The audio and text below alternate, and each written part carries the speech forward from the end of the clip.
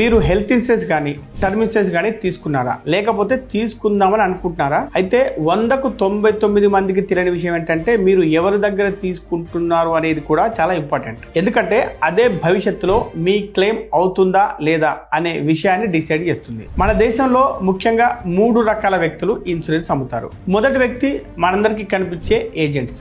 వీళ్ళు 10th pass అయ్యండి 50 గంటల ట్రైనింగ్ చేసి ఒక ఎగ్జామ్ పాస్ అవుతారు. ఎవరైనా ఈజీగా పాస్ అవ్వచ్చు. వీరికి ఒక్క కంపెనీ పాలసీ మాత్రమే అమ్మే పర్మిషన్ ఉంటుంది. అందుకని ఆ ఒక్క కంపెనీ గురించే బయాస్డ్ గా చెప్పాలి తప్పదు. అయితే చాలా మంది ఏజెంట్స్ మంచి సర్వీస్ ఇస్తారు, కానీ కొంతమందితో ప్రాబ్లం ఏంటంటే వీరు ప్రపోజల్ ఫామ్ ఫిలప్ చేసేటప్పుడు మీకున్న డయాబెటీస్, బీపీ, థైరాయిడ్ ఇలాంటివి ప్రాపర్గా రాయరు. అవి రాస్తే పాలసీ ఇవ్వరు అని అంటారు. మీరు నమ్ముతారు.